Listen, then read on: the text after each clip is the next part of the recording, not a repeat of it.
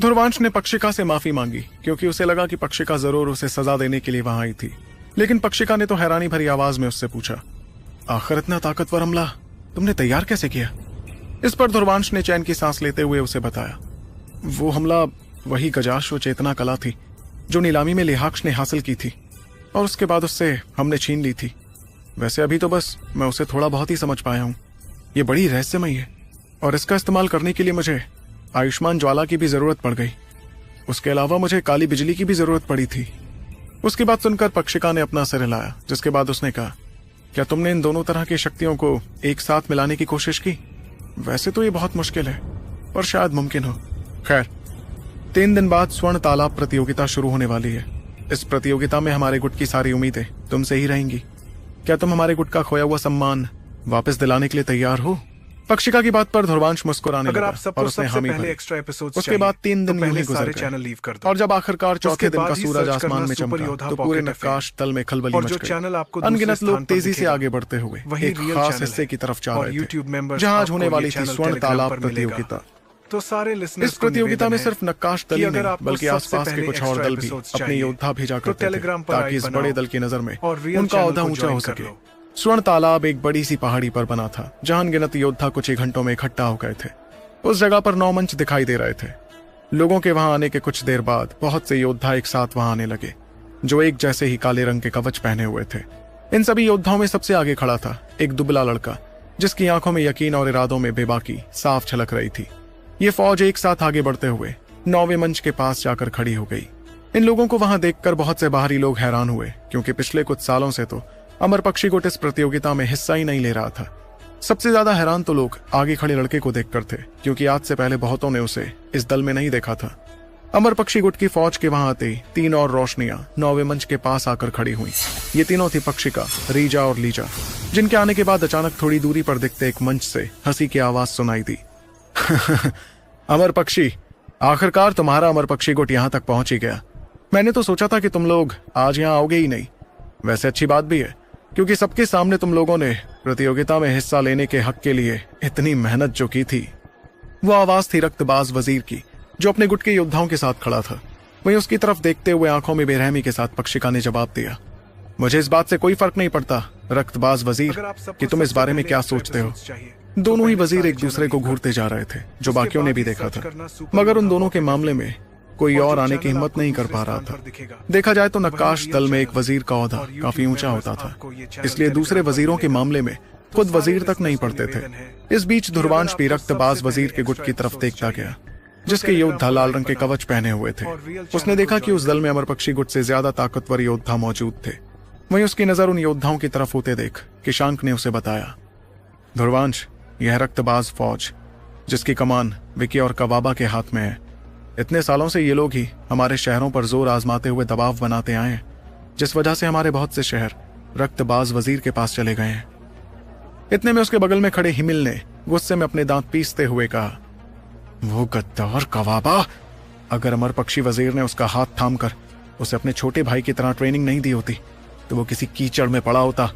और अब जो वो हमारे इस गुट का सारा फायदा उठा चुका है, इसलिए वो हमारे दुश्मनों के साथ शामिल हो गया है। अगर मुझे मौका मिला ना तो मैं इस कवाबा को छोड़ूंगा नहीं। लेकिन ध्रुवांश के चेहरे पर तो शांति थी जिसके साथ वो कवाबा को देखता गया। तब उसने देखा कि कवाबा और विकी दोनों की नजर उसकी तरफ हुई। उनकी आंखों में जानलेवा इरादा साफ नजर आ रहा था, बल्कि कवाबा का गुस्सा तो बहुत ही ज्यादा था क्योंकि एक वक्त था जब अमर पक्षी फौज की कमान उसके हाथों में हुआ करती थी और अब जो कि ध्रुवांश ने उसकी जगह ले ली थी, इसलिए अंदर ही अंदर वो काफी नाराज था। भले ही उसने खुद उस गुट के साथ गद्दारी की थी, मगर वो ध्रुवांश को अपनी जगह भरते देख नहीं पा रहा था। तब कवाबा ने गुस्से में दांत पीसते हुए पास ही खड़े विकी से कहा, अगर मुझे मौका मिला ना तो मैं खास ध्यान रखूंगा कि ये लड़का 2 पैरों पर तो यहाँ से वापस ना जा पाए। इस पर विकी के चेहरे पर मुस्कुराहट आ गई और उसने कवाबा के कंधे पर हाथ रखते हुए कहा, क्या बात है, तुम तो गुस्से से आग बबूला हो रहे हो कवाबा। लगता है कि तुम उस ध्रुवांश से दिल से नफरत करते हो। वैसे हर कोई जानता है कि स्वर्ण तालाब प्रतियोगिता कितनी खतरनाक होती है, इसलिए तुम्हें बराबर मौके मिलेंगे अपनी चाहत मुकम्मल करने के लिए, मगर ध्यान रखना कि हमारे लिए सबसे जरूरी तालाब की जगह हासिल करना है। कवाबा उसकी बात पर अपना सर हिलाने लगा, जबकि दूसरी तरफ किशांक ने ध्रुवांश से धीमी आवाज में कहा, ध्रुवांश, ये दोनों दूध के धुले तो बिल्कुल नहीं है। इसलिए प्रतियोगिता में ये किसी भी हद तक गिर सकते हैं। थोड़ा संभल कर रहना। ध्रुवांश भी उन दोनों के इरादे को अच्छी तरह समझ रहा था, मगर उसने मनी मन खुद से कहा, अब मैं कैसे किशांक को बताऊं कि संभल कर रहने की ज्यादा जरूरत किसे पड़ने वाली है। इतने में रीजा चलकर ध्रुवांश के पास आई और उसने एक नजर आसपास घुमाते हुए उसे बताया, देखो ध्रुवांश, इस बार की प्रतियोगिता में सैकड़ों योद्धा शामिल हो रहे हैं और इनमें से एक भी योद्धा कमजोर नहीं है। तीनों बुजुर्ग बादशाहों ने इस बार की चुनौती और ज्यादा मुश्किल बनाने के लिए बेहद शक्तिशाली योद्धाओं को न्योता भेजा था।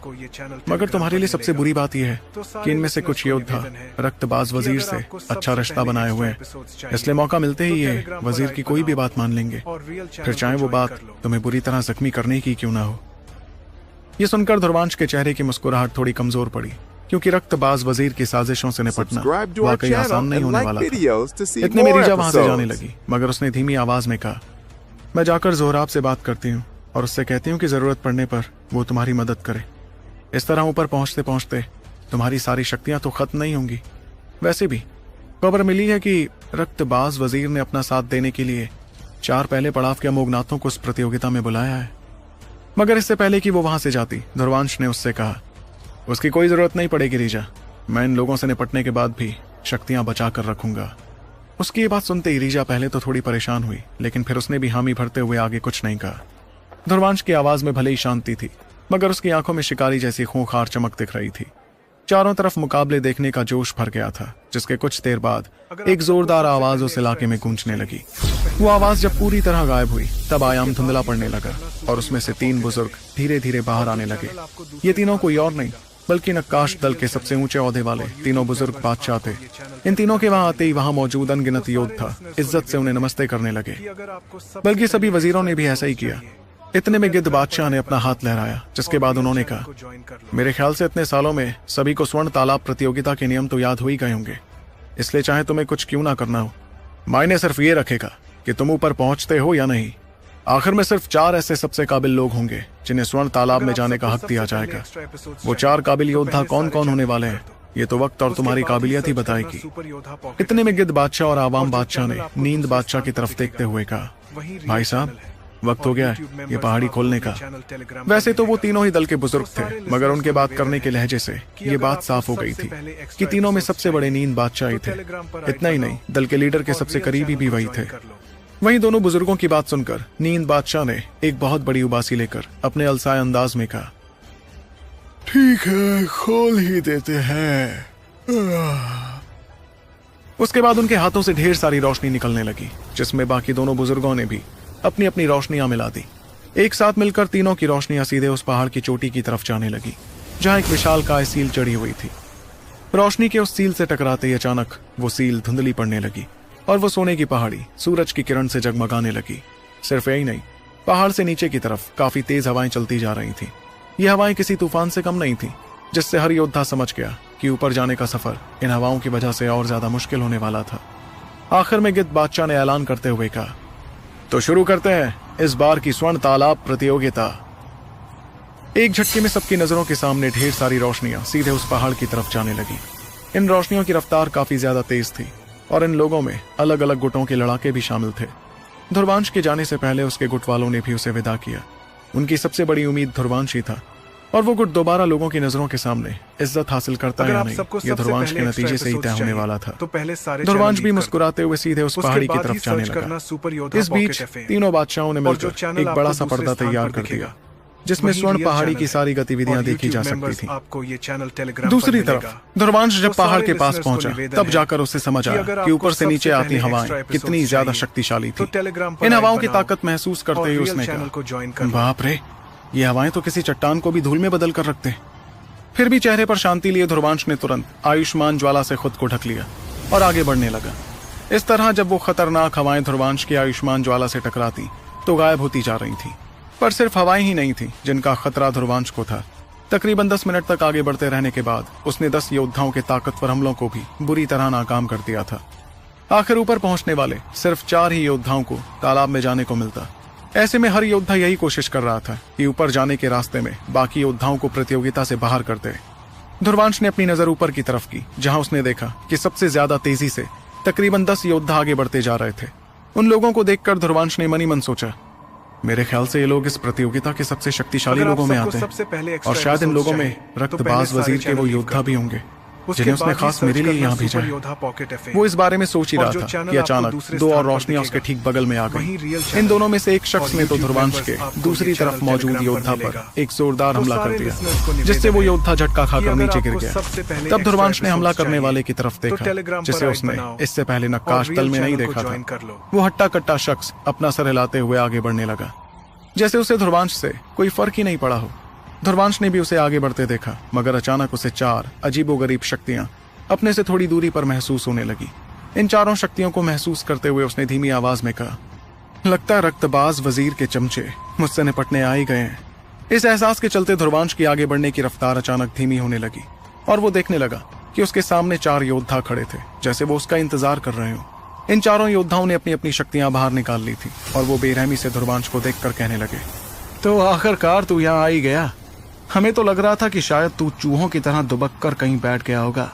लेकिन ध्रुवांश ने तो मुस्कुराते हुए उन लोगों से कहा, मुन्ना, शिकारी एक ही होता है और झुंड में तो सिर्फ शिकार होने वाले जानवर होते हैं। तुम चार हो और मैं सिर्फ एक। वैसे सच कहूं तो चार भी थोड़े कम हो। अगर थोड़ी इज्जत बचानी थी तो कुछ और लोगों को अपने साथ लाना चाहिए था। ध्रुवांश के सामने जो लोग खड़े थे उनके कपड़ों से साफ समझ आ रहा था कि वो लोग नक्काश दल के योद्धा नहीं थे। फिर भी उनकी शक्तियां काफी ज्यादा थी और वो खूंखार चमक के साथ ध्रुवांश को ही देख रहे थे। ध्रुवांश भी उन लोगों को देखता गया जो पहले पड़ाव के अमोघनाथ थे।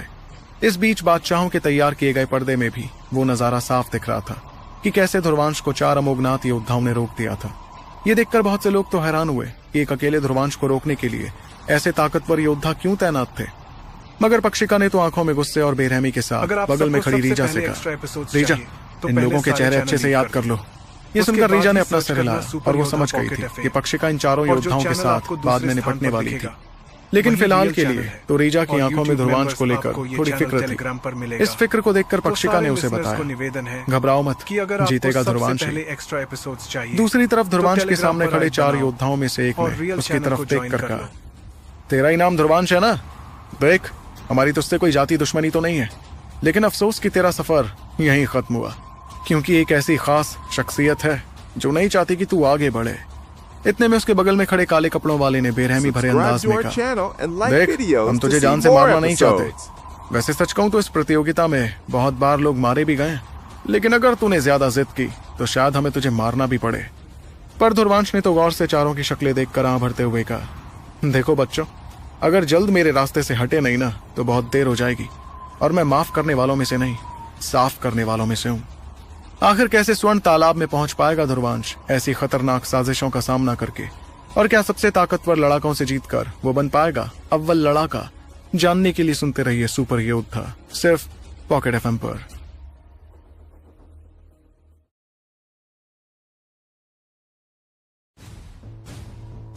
ध्रुवांश ने चारों योद्धाओं को जल्द से जल्द उसके सामने से हट जाने को कहा, जिसे सुनकर पहले तो वो चारों थोड़ा हैरान हो गए, लेकिन उसके बाद उनके चेहरों पर अजीबोगरीब मुस्कुराहट दिखाई देने लगी, जिसके साथ उन्होंने कहा, काफी दिलचस्प है ये लड़का, इसे तो जान से ही मारते हैं।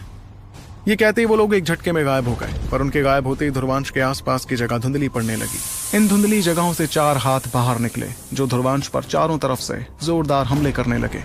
उनके इन हमलों में काफी ताकत मौजूद थी, क्योंकि वो इस हमले से ही ध्रुवांश को मारना चाहते थे। पर जैसे उनके हमले ध्रुवांश से टकराए तो उनके चेहरों पर हैरानी दिखने लगी। ऐसा इसलिए क्योंकि ध्रुवांश हमलों के टकराने से पहले ही वहां से गायब हो चुका था। इस एहसास के चलते चारों में से एक योद्धा ने कहा, परछाई, इसकी रफ्तार इतनी तेज कैसे है? मगर जिस वक्त वो लोग हैरान हुए तभी काली बिजलियों से तैयार हुए चार हाथ पीछे से उन चारों पर हमले करने लगे। ध्रुवांश का यह हमला बड़ा ही खतरनाक था, जिसकी ताकत महसूस कर चारों के चेहरों की रंगत बदलने लगी। वो हड़बड़ाते हुए अपनी चेतना शक्तियां बाहर निकालने लगे और अपने ठीक पीछे एक ढाल तैयार करने लगे। फिर जैसी काली बिजलियों के हाथ शक्तियों की ढाल से टकराए तो वो ढाल एक झटके में तबाह हो गई और वो चारों योद्धा जैसे तैसे यहाँ वहां हुए। अगर वो लोग वक्त पर यहाँ वहां नहीं होते तो शायद उनकी हालत काफी ज्यादा बुरी हो जाती। तब उनकी आंखों में दिखती जानलेवा चमक और ज्यादा बढ़ गई। जब उन चारों ने ध्रुवांश की तरफ देखा तो उन्हें देखा कि ध्रुवांश का शरीर चांदी के रंग का हो गया था और उसके चारों तरफ काली बिजलियां मौजूद थी। जाहिर सी बात थी कि इन चारों से निपटने के लिए ध्रुवांश ने बिजली देव शरीर की सारी ताकत का इस्तेमाल किया था। इतने में चारों ने एक दूसरे की तरफ देखकर अपने अपने अमोघनाथ शैतान बाहर लाने शुरू कर दिए, जिससे आसपास चेतना शक्तियों के धमाके होते दिखे। वो चारों विशालकाय अमोघनाथ शैतान एक जैसे थे और काले रंग के थे। उनके हाथ पैर कुछ इस तरह के थे जैसे वो मरे हुए पेड़ हों। इस हलचल ने सभी का ध्यान अपनी तरफ खींचा। तभी चारों योद्धाओं ने चिल्लाते हुए कहा, सोचता है कि अकेले हम चारों से निपट लेगा? अब देख कैसे हमारे अमोघनाथ शैतान तेरी जिंदगी खत्म करते हैं। इसके तुरंत बाद चारों अमोघनाथ शैतान तेजी से आगे बढ़ते हुए सीधे ध्रुवांश के पास पहुंचे। उनके हाथों में ढेर सारी शक्तियां भरी थी, जिसके साथ उन्होंने ध्रुवांश पर जोरदार हमले किए। उनके वो हमले चारों योद्धाओं के पिछले हमले से भी ज्यादा खतरनाक और ताकतवर थे। वैसे तो वो अमोघनाथ शैतान ताकतवर किस्म के शैतानों में नहीं गिने जाते थे, मगर चार ऐसे शैतान मिलकर सच में किसी के लिए मुश्किल खड़ी कर सकते थे। मगर इससे पहले कि अमोघनाथ शैतानों के वो हमले ध्रुवांश से टकराते, उसने योद्धाओं की तरफ देखकर कहा, चार तो क्या, ऐसे 8 अमोघनाथ शैतान भी ले आओ, तब भी तुम लोग मेरी जिंदगी खत्म नहीं कर पाओगे। ये कहते वक्त वो अपने हाथों की सील बदलता जा रहा था और अचानक उसके शरीर से अजीबोगरीब रोशनी निकलने लगी। इस रोशनी में आयुष्मान ज्वाला और काली बिजलियां दोनों मौजूद थी, जो देखते ही देखते एक बहुत बड़े गजाश्व में बदल गई। वो हमला इतना खतरनाक और तेज था कि वो चारों अमोघनाथ शैतानों के आगे बढ़ते हमलों से एक एक करके टकराया और चुटकियों में उन्हें खत्म करता गया। इसके बावजूद वो हमला गायब नहीं हुआ, बल्कि आयाम को चीरते हुए चारों योद्धाओं की तरफ बढ़ने लगा। इस अचानक हुए बदलाव से चारों योद्धाओं ने हैरत भरी आवाज में कहा, ये कैसे हो सकता है? ये तो महज पहले पड़ाव का अमोघनाथ है, फिर इसका ये हमला आयाम चीरकर इतनी तेजी से कैसे यहाँ आ सकता है? इस दौरान चारों ने अपने अपने अमोघनाथ शैतानों को अपने सामने कर दिया ताकि वो उस हमले से जैसे तैसे बच सके। मगर जैसे ही वो विशालकाय गजाश्व आगे आकर अमोघनाथ शैतानों से टकराया तो एक जोरदार धमाका सुनाई पड़ा। इस धमाके से निकली खतरनाक चेतना शक्तियों की लहर यहाँ वहां फैलती दिखी और साथ ही चारों योद्धाओं के शरीर उड़ते हुए बहुत पीछे जाके रहे। तब ध्रुवांश ने एक बार और अपने हाथों की सील बदली, जिससे गजाश्व से निकलती रोशनी जानलेवा ताकत लिए चारों के पास जाने लगी। ये देखकर चारों योद्धाओं की आंखों में खौफ नजर आने लगा और उन्होंने भी हड़बड़ाकर अपने हाथों की सील बदलनी शुरू की। ऐसा करते हुए वो चारों अपना सबसे ताकतवर बचाव तैयार कर रहे थे और देखते ही देखते उनके ठीक सामने ढेर सारे पेड़ नजर आने लगे। ये कुछ ऐसा था जैसे उनके सामने सूख चुके पेड़ों का एक बड़ा सा जंगल था, जो उनके लिए किसी ढाल जैसा काम कर रहा था। हर किसी की नजरों के सामने वो हमले एक दूसरे से आकर टकराए और चारों योद्धाओं का वो जंगल तो एक झटके में तबाह हो गया। फिर आंखें बड़ी करते हुए चारों योद्धा चिल्लाए, अगर जान प्यारी है तो यहाँ से भागो साथियों। उनकी आंखों में खौफ और घबराहट एक साथ नजर आ रही थी, जिसके साथ वो चारों अमोघनाथ शैतान हड़बड़ाते हुए भागने लगे। वो कुछ ही पलों में हजारों फुट दूर चले गए थे। फिर भी ध्रुवांश के चेहरे पर एक अजीब सी मुस्कुराहट बरकरार थी। इस मुस्कुराहट के साथ उसने धीमी आवाज में कहा, अगर इस हमले की ताकत इतनी कम होती तो ये नीलामी में इतनी ज्यादा कीमत पर कैसे बिकता? इतना कहकर उसने जैसे ही अपनी उंगलियां हिलाई तो आयुष्मान ज्वाला और काली बिजलियों से आगे बढ़ता हमला एक झटके में गायब हो गया। फिर वो सीधे चारों में से सबसे ताकतवर योद्धा के सामने पहुंच गया और उसकी जिंदगी खत्म करने की फिराक में दिखा। ध्रुवांश का वो हमला भले ही बहुत ज्यादा ताकतवर था, मगर ध्रुवांश ने इसे अभी अभी सीखा था, इसलिए वो 4 अमोघनाथों को एक साथ तो खत्म नहीं कर पाता। ऐसे में उसने सीधे सांप के सिर यानी सबसे ताकतवर योद्धा पर हमला करने का फैसला किया। इस बीच चारों योद्धाओं में सबसे ताकतवर योद्धा का अमोघनाथ शैतान, जो काफी दूर गिरा था, एक झटके में उठा और उस योद्धा को बचाने के लिए उसके पास आने लगा। पर ध्रुवांश को इसकी जरा भी फिक्र नहीं थी। जैसे ही ध्रुवांश का वो हमला अमोघनाथ शैतान से टकराया तो ऐसा लगा जैसे ज्वालामुखी फट गया हो। कमजोर हो चुका वो अमोघनाथ शैतान इस ताकतवर हमले को झेल ही नहीं पाया और एक और धमाके के साथ तबाह हो गया। तब उसका मालिक खून की उल्टियां करते हुए दूर जा गिरा। उसकी हालत इतनी ज्यादा बुरी थी कि कोई भी उसे देखकर इस बात का अंदाजा लगा लेता कि वो मरने की कगार पर पहुंच गया था। इस बीच पर्दे पर दिखते मंजर को देखते हुए बहुत से लोगों के मुंह हैरानी में खुले के खुले रह गए। तभी बाकी तीनों योद्धाओं ने अपने सबसे ताकतवर साथी की अधमरी हालत होते देख बेइंतहा गुस्सा महसूस किया।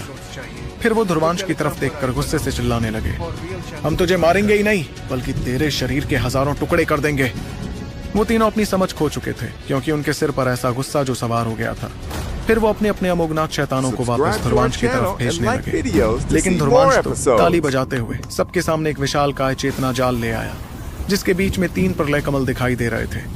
जाहिर सी बात थी कि सबसे ताकतवर योद्धा की बुरी हालत करने के बाद ध्रुवांश शांत नहीं बैठा था, बल्कि बाकी तीनों से निपटने की तैयारी कर रहा था।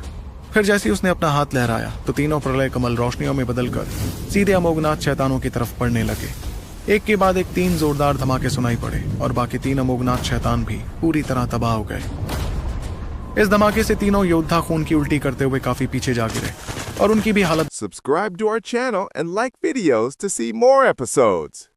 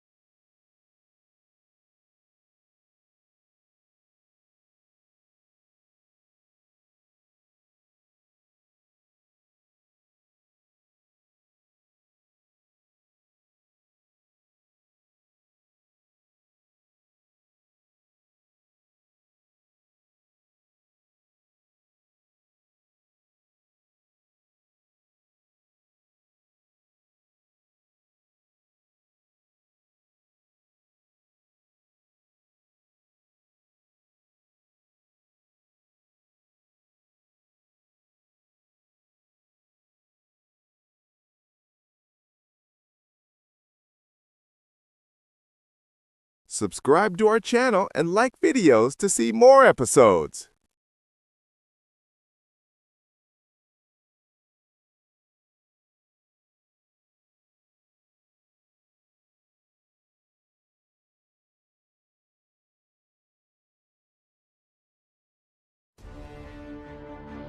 इस वक्त ध्रुवांश का सामना करते सभी योद्धाओं को यह समझ आ गया था कि उसने कैसे 4 अमोघनाथ योद्धाओं को अकेले ही संभाल लिया था। शैतानी खंबे की मदद से वो आगे बढ़ता जा रहा था और कोई भी उसे रोकने में कामयाब नहीं हुआ। चेहरे पर हैरानी लिए वो लोग ध्रुवांश के रास्ते से अलग होने लगे, क्योंकि किसी में भी इतनी हिम्मत नहीं बची थी कि उस जैसे बेरहम और खूंखार इंसान का रास्ता रोकें। इस दौरान पर्दे पर यह नजारा देखते लोग काफी हैरान दिख रहे थे कि कैसे ध्रुवांश 7 अमोघनाथों को ऐसा खौफ महसूस कराने में कामयाब हुआ था। फिर अनगिनत नजरों के सामने ध्रुवांश शैतानी खंबे की मदद से आखिरकार 7 अमोघनाथों के आगे पहुंच गया।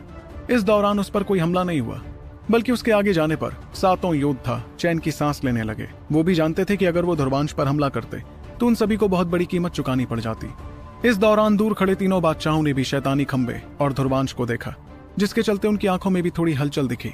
बल्कि आमतौर पर नींद के आगोश में खोए रहने वाले नींद बादशाह भी आंखें खोलकर कहने लगे, अगर आप सबको सबसे पहले की काबिलियत ऐतिहासिक तो है, पहले सारे चैनल चलो अच्छा है। उसके बाद ही सर्च करना सुपर तो ऐसा योद्धा आया और जो उनकी आंखों में उनकी समझदारी और तजुर्बा साफ झलक रहा वही रियल चैनल है। जबकि उनकी बातें सुनकर गिद्ध बादशाह और आवाम बादशाह दंग रह गए। तब गिद्ध बादशाह ने आवाज में हैरानी के साथ आवाम बादशाह से कहा, पहले एक्स्ट्रा एपिसोड्स इतने सालों में ये पहली बार हुआ टेलीग्राम पर कि भाई साहब ने किसी योद्धा की ऐसी तारीफ की हो। उनकी बात पर आवाम बादशाह भी अपना सर हिलाने लगे, लेकिन फिर उन्होंने आंखों में हल्की जलन के साथ कहा, इस दुनिया में बहुत से ऐसे काबिल योद्धा होंगे गिद्ध बादशाह। भाई साहब तो ज्यादातर नींद में रहते हैं, इसलिए दुनिया भर में मौजूद नई पीढ़ी की काबिलियत से थोड़े अनजान हैं। लेकिन ऐसे काबिल लोगों में सिर्फ कुछ ही ऐसे हैं जो आखिर तक टिक पाएंगे। पता नहीं ये लड़का उन योद्धाओं में से होगा या नहीं। नींद बादशाह ने भी उनकी बात सुनी थी, लेकिन वो मुस्कुराते हुए वापस गहरी नींद में चले गए। वहीं ध्रुवांश आगे बढ़ने के बाद शैतानी खंबे को वापस अंदर रखने लगा। फिर तकरीबन 10 मिनट बाद वो आखिरकार उस बड़े से स्वर्ण मंच के पास पहुंच गया, जिसके जरिए स्वर्ण तालाब में जाया जाता था। चेहरे पर मुस्कुराहट लिए वो आगे बढ़ने लगा और उसने धीमी आवाज में कहा, मैं स्वर्ण तालाब के इतने करीब आ गया। स्वर्ण मंच सुनहरी रोशनी से जगमगा रहा था और स्वर्ण तालाब तक पहुंचने का वो इकलौता रास्ता था।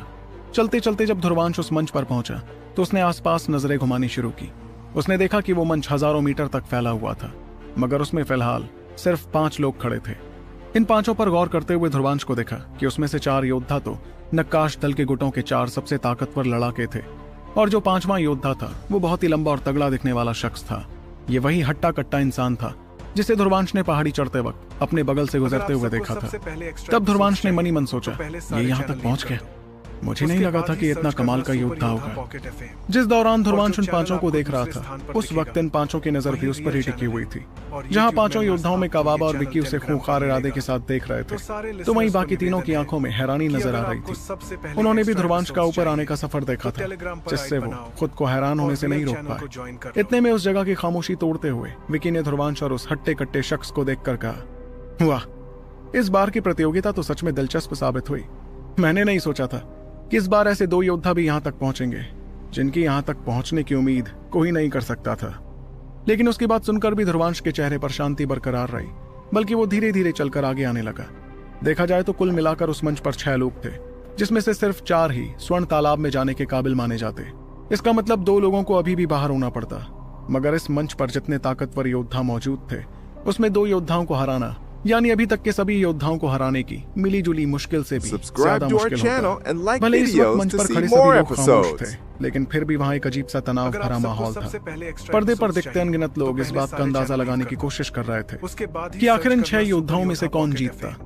तनाव भरे माहौल के बीच विक्की ने शिकारी जैसी नजर ध्रुवांश और उस हट्टे कट्टे शख्स की तरफ करते हुए मुस्कुरा कर कहा, तुम दोनों यहाँ आए हो, इसलिए हम तुम्हें ये मौका देते हैं कि तुम ही चुनो तुम किससे लड़ना चाहते हो। इसे ऐसा समझ लो कि सबको हैरान कर यहाँ तक पहुँचने का तुम्हारा इनाम यही है। लेकिन हाँ, तुम दोनों एक दूसरे को भी चुन सकते हो, जो शायद सबसे आसान मुकाबला होगा। उसकी वो मुस्कुराहट काफी खूंखार थी, और साथ ही उसने अपनी बातों से ध्रुवांश और उस हट्टे कट्टे लड़के को एक दूसरे के खिलाफ करने की कोशिश की। मगर ध्रुवांश पर उसकी इस कोशिश का कोई असर नहीं पड़ा, इसलिए विक्की ने अपनी नजर हट्टे कट्टे शख्स की तरफ की। उस शख्स पर तो विक्की की बातों का असर अच्छी तरह पड़ गया था, इसलिए वो थोड़ा परेशान दिखने लगा और विक्की को देखने के बाद ध्रुवांश की तरफ नजर घुमाने लगा। वो ये समझ रहा था कि सभी लोगों में उसके लिए ध्रुवांश से निपटना सबसे आसान होता। फिर भी अंदर ही अंदर वो शख्स कोई कदम उठाने को तैयार नहीं था, क्योंकि उसे ध्रुवांश से एक अजीब सा खतरा भी महसूस हो रहा था। इस असमंजस में फंसे हुए उस शख्स ने आखिरकार ध्रुवांश की तरफ देखकर मुस्कुराना शुरू कर दिया, लेकिन फिर उसने तुरंत अपनी नजर विक्की की तरफ की और कहा, इससे पहले कि आप मुझे भड़काते, बेहतर होगा अगर आप मेरी पहचान जान जाते, क्योंकि मैं हूं शेर पहाड़ी से आया पंगारी। और शायद आपको पता नहीं होगा, लेकिन हमारी शेर पहाड़ी हमेशा मुश्किल चुनौतियों को चुनना पसंद करती है, फिर चाहे आखिर में हमारी हारी क्यों ना हो। हम पैदाइशी मर्द होते हैं, इसलिए जीते भी मर्दों की तरह ही हैं। जैसे उसने अपनी बात कही तो विकी के चेहरे की मुस्कुराहट अचानक से कमजोर पड़ने लगी। उसकी आंखों में खूंखार इरादा झलक रहा था, जिसके साथ वो फंगारी को देखता गया। उसे बिल्कुल नहीं लगा था कि जिस शख्स को वो उकसाने की कोशिश कर रहा था वो आखिर में उससे ही मुकाबला करना पसंद करने वाला था। मगर विकी को ये बात और भी ज्यादा नाराज कर रही थी कि उसने विकी जैसे काबिल योद्धा को सबके सामने चुनौती दी थी। ऐसे में विकी के जीतने पर उसका जितना नाम नहीं होता, उससे ज्यादा फंगारी का नाम विकी से हारने पर हो जाता। इस बारे में सोचकर विकी ने आखिर में कहा, ठीक है, मुश्किल लड़ाइयां पसंद है ना तुम्हें, तो आओ तुम्हें बताता हूं कांटों पर चलने पर कितना दर्द झेलना पड़ता है। इस दौरान ध्रुवांश भी फंगारी के फैसले से काफी हैरान हो गया था, मगर उसके फैसले ने ध्रुवांश के लिए अच्छा काम कर दिया था। ऐसा इसलिए क्योंकि अब उसे फंगारी से लड़ते वक्त अपनी शक्तियां खर्चनी नहीं पड़ती। इसलिए ध्रुवांश ने फंगारी की तरफ देखकर अपना सिर हिलाया, जिसके बाद उसकी नजर विकी और कवाबा की तरफ हुई। आखिर में ध्रुवांश ने अजीबोगरीब हंसी के साथ कहा, कवाबा, लगता है अमर पक्षी गुट के पुराने और नए लड़ाकों को एक दूसरे से ही लड़ना होगा। और उसके इस ऐलान ने चारों तरफ हंगामा खड़ा कर दिया। जाहिर सी बात थी कि अमर पक्षी गुट के लिए पिछले कुछ सालों का सबसे बड़ा झटका था कवाबा का उनके गुट से जाना। इसलिए ध्रुवांश और कवाबा का आमने सामने होना वाकई एक बड़ी ही दिलचस्प बात थी। ऊपर से कवाबा शुरू से ही ध्रुवांश से नफरत करता आया था, जिस वजह से ये मुकाबला बेहद खतरनाक भी होने वाला था। हर कोई ये जानने को बेकरार था कि किसमें ज्यादा दम था, अमर पक्षी गुट के पुराने लड़ाके में या फिर उस गुट के नए लड़ाके में। इस हलचल के बीच अमर पक्षी गुट के योद्धा तो बेरहमी से कवाबा को देखते गए। उनकी आंखों में उनकी नफरत साफ झलक रही थी। रीजा और लीजा भी गुस्से में अपनी मुट्ठी कसकर इंतजार करते रहे कि ध्रुवांश कवाबा से पूरे गुट का बदला पूरा कर पाए। इस दौरान कवाबा के चेहरे पर तो हल्की मुस्कुराहट दिख रही थी, जिसके साथ वो ध्रुवांश को देखता गया। आखिर वो भी तो ध्रुवांश का सामना करने के लिए कब से बेकरार था। कवाबा पक्षिका को बताना चाहता था कि वो ध्रुवांश से बेहतर योद्धा था और उसका उस गुट से जाना कवाबा की गद्दारी की वजह से नहीं था, बल्कि अमर पक्षी गुट की कमजोरी की वजह से था। इसलिए कवाबा एक कदम आगे आया और उसने हंसते हुए गूंजती हुई आवाज में कहा, मुझे चुनौती दे रहा है? ठीक है, जैसी तेरी मर्जी, पर ध्यान रखना कि बाकी लोग शायद सिर्फ तुझे हराकर इस प्रतियोगिता से बाहर कर दे, मगर मैं शायद तुझे इस दुनिया से ही बाहर करने वाला हूँ। इसलिए अपने फैसले की भारी कीमत चुकाने के लिए तैयार हो जा। इतना कहकर उसने अपने शरीर से बेइंतहा चेतना शक्तियां बाहर निकालनी शुरू कर दी। उसकी इन शक्तियों के बाहर आते ही एक बात तो साफ हो गई कि कवाबा इस प्रतियोगिता में ध्रुवांश के सामने आए किसी भी योद्धा से ज्यादा ताकतवर था। पर उसके चेहरे पर ऐसी मुस्कुराहट थी जैसे वो सबके सामने ध्रुवांश का मजाक बनाना चाहता था। देखते ही देखते जब उसकी सारी शक्तियां बाहर निकली तो ध्रुवांश ने आ भरते हुए कहा, मुझे लगा ही था कि असल में ये दूसरे पड़ाव का अमोघनाथ होगा। भले ही ध्रुवांश को अंदर ही अंदर उसकी असली ताकत का अंदाजा लग चुका था, मगर अमर पक्षी गुट में तो खलबली मच गई। सभी के चेहरों का रंग बदल गया जब उन्हें पता चला कि ध्रुवांश और कवाबा के बीच पूरे एक पड़ाव का फासला था। इस बारे में सोचकर लीजा ने परेशानी भरी आवाज में पूछा, दीदी, ध्रुवांश हारेगा तो नहीं ना? उसे इस बात का डर था कि अगर ध्रुवांश वो मुकाबला हार जाता तो सबके सामने साबित हो जाता कि असल गलती अमर पक्षी गुट की ही थी, जो कवाबा उस गुट से बाहर हुआ। लीजा के चेहरे पर भी थोड़ी परेशानी थी, लेकिन फिर उसने आ भरते हुए कहा, मुझे लग तो रहा है कि ध्रुवांश ने सोच समझकर यह फैसला लिया होगा। जिस तरह से उसने कवाबा को छेड़ा है उसे देखकर तो ऐसा लग रहा है कि अगर आप सबको इतनी जल्दी नहीं हारेगा। एपिसोड्स चाहिए तब उसकी बात सुनकर पास ही खड़ी पक्षिका ने मुस्कुराते हुए बाद ही सर्च करना, आखिरकार तुम दोनों में से कोई तो ध्रुवांश को जानने लगा है। दूसरे स्थान बहनों, फिक्र मत करो, वही एक रियल क्या चैनल है। 10 कवाबा भी इस मस्करे को रोक नहीं पाएंगे। इस बीच कवाबा तो मंच पर खड़ा ध्रुवांश को घूरता जा रहा था। दूसरे पड़ाव की अमोघनाथ शक्तियों ने कवाबा के चेहरे पर गुरूर लाने का काम कर दिया। जाहिर सी बात कि रक्तबाज गुट में भी लोग उसकी ज्यादा इज्जत नहीं करते थे। आखिर कवाबा दूसरे गुट से आया योद्धा जो था, मगर वो इस मुकाबले के जरिए सबको साबित करके रहता कि रक्तबाज वजीर ने उसे क्यों चुना था। तब कवाबा ने धीमी आवाज में कहा, मैं अपनी असली शक्तियां छुपा कर रखना चाहता था, पर अब जो कि वो सामने आई गई हैं, तो मैं भी देखता हूं कि आखिर दीदी ने तुझमें क्या देखकर तुझे नया लड़का बनाया। लेकिन ध्रुवांश ने तो बड़े ही साफ अंदाज में उसे जवाब दिया, दीदी? दीदी तो मत ही बोल उसे। अगर सच में तुम दोनों के बीच कोई रिश्ता होता ना, तो तू गद्दारी करने से पहले 10 बार सोचता। फिलहाल तो बस ये सोच कि हारने के बाद ना पक्षिका तेरी इज्जत करने वाली है और ना ही रक्तबाज वजीर। Subscribe to our तूने तो अपने channel पैरों and पर ही like कुल्हाड़ी मार videos Lee to see कबाबा। more episodes. दोनों ही गुट के लोग तुझसे नफरत करने लगेंगे। अगर आप सबको इससे सबसे पहले बेहतर तो extra तुम और episodes पक्षी गुट में चाहिए, रहकर तो पहले किसी सारे गुट की channel इज्जत leave तो कर। जीतता। उसके बाद ही ध्रुवांश सर्च ने अपनी करना बात सुपर ऊंची योद्धा आवाज में पॉकेट कही थी, FM। जिस वजह से मंच और पर जो मौजूद चैनल सभी आपको लोगों ने वो दूसरे बात स्थान पर सुनी। दिखेगा, खुद सुकांत और वही real जोराब channel भी है। उसकी और इस YouTube बेबाकी से members हैरान रह आपको गए ये थे। चैनल टेलीग्राम भले पर ही ध्रुवांश मिलेगा। इस दल में नया आया तो था, सारे लेकिन उसकी listeners को बातों में निवेदन ऐसा है यकीन था कि जैसे अगर वो दल आपको का सबसे शायद पहले सबसे extra बेहतर episodes योद्धा हो। चाहिए, वहीं तो उसकी बात Telegram सुनकर पर विकी ने आई हंसते बनाओ हुए कहा, और रियल चैनल को ज्वाइन कर लो। काफी ख्याली पुलाव पकाता है तू। मुझे तो ये सोचकर मजा आ रहा है कि कबाबा के जीतने पर तेहरी और अमर पक्षी गुट के हर योद्धा की उम्मीद जब चकनाचूर होगी, तब हमारे गुट को कितना मजा आने वाला है। इस बीच कबाबा तो गुस्से भरी नजर के साथ ध्रुवांश को देखता गया। अब उसके चेहरे पर कोई मुस्कुराहट नहीं, बल्कि ध्रुवांश को खत्म करने का जानलेवा इरादा नजर आ रहा था। वो ध्रुवांश को अपनी बातों से नीचा दिखाना चाहता था, पर ध्रुवांश की बातों ने तो जैसे उसकी दुखती रग पर जोरदार वार कर दिया। इसलिए कबाबा ने और बात नहीं की, बल्कि वो रहस्यमयी अंदाज में गायब होकर सीधे ध्रुवांश के सामने आ गया।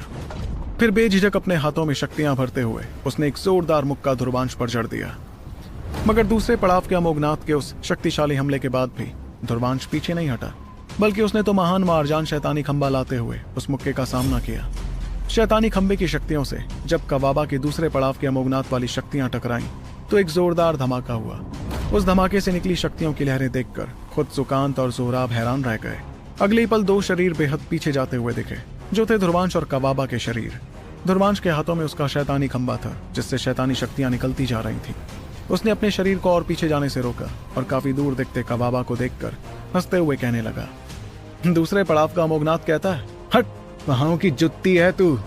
ये कहकर उसने कबाबा की नाराजगी और ज्यादा बढ़ा दी। दरअसल ध्रुवांश ने अपने पिछले हमले में थोड़ी आयुष्मान ज्वाला और काली बिजली भी इस्तेमाल की थी, जिससे वो दूसरे पड़ाव के कबाबा का हमला झेल पाया। वहीं उसकी बात सुनकर कबाबा ने गुस्से में चिल्लाते हुए कहा, जितने लफ्ज करे मुंह से बाहर निकलेंगे, मैं तुझे उतना ही ज्यादा दर्द पहुंचाने वाला हूँ ध्रुवांश। वही रियल चैनल। उसके चेहरे की मुस्कुराहट में और भी ज्यादा पागलपन नजर आने लगा और उसने तुरंत अपना लाल रंग का भाला बाहर निकाला। उसका वो भाला देखने में ऐसा लग रहा था जैसे वो खून से बना हो। फिर बेइंतहा शैतानी शक्तियों के साथ उसने उस भाले में शक्तियां भरनी शुरू कर दी। उसके बाद दोबारा अपनी जगह से गायब होते हुए कबाबा ने उस भाले से ध्रुवांश पर जानलेवा हमला कर दिया। इस बार ध्रुवांश को भी आधा कदम पीछे हटना पड़ा, मगर उसने शैतानी खंबे की मदद से जैसे तैसे उस हमले का सामना किया। उनके हमले टकराने पर चिंगारियां निकलती जा रही थीं और उनके आसपास की जगह तक अब धुंधली पड़ चुकी थी। कबाबा ने भी महसूस किया कि ध्रुवांश उसे बखूबी टक्कर दे रहा था, जिस वजह से उसने मौका देखते ही भाले से एक अजीबोगरीब लाल रोशनी निकाली, जिससे उसने ध्रुवांश को ढकते हुए कहा, बस बहुत हुआ, अब तू नहीं बचेगा ध्रुवांश। तो आखिर कैसे कबाबा को हराकर स्वर्ण तालाब में पहुंचेगा ध्रुवांश, जानने के लिए सुनते रहिए सुपर योद्धा, सिर्फ पॉकेट एफएम पर।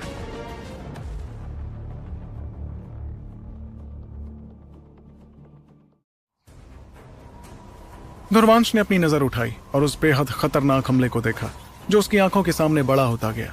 अगले ही पल उसने शैतानी खंबे का इस्तेमाल किया, जिससे उस खंबे की प्राचीन लकीरें अचानक जगमगाती नजर आईं। सिर्फ यही नहीं, लकीरों के जगमगाने के साथ ही उस खंबे से निकलती शैतानी शक्तियां भी लगातार बढ़ती जा रही थीं। ये देखकर बहुत से लोगों के चेहरों पर हैरानी दिखने लगी, क्योंकि किसी को भी नहीं लगा था कि असल में उस शैतानी खंबे की ताकत अब तक दबी हुई थी। देखते ही देखते वो लकीरें बढ़ती चली गईं, जिसे देखकर तो ऐसा लग रहा था जैसे वो शैतानी खंबे पर पड़ने वाली दरारें हों। मगर इन लकीरों के फैलने के साथ साथ उस शैतानी खंबे की शैतानी शक्तियां खतरनाक होती जा रही थीं। फिर एक झटके में वो शैतानी शक्तियां आयाम को चीरते हुए सीधे कबाबा के उस खूनी भाले से टकरा गईं। दोनों की टक्कर पर कोई दिल दहला देने वाला धमाका नहीं हुआ, फिर भी आसपास की चेतना शक्तियों में खलबली मच गई। सभी की नजरें उस जगह पर टिकी थी जहां उन्हें देखा कि ध्रुवांश ने जोर से अपना पैर मंच पर पटक दिया।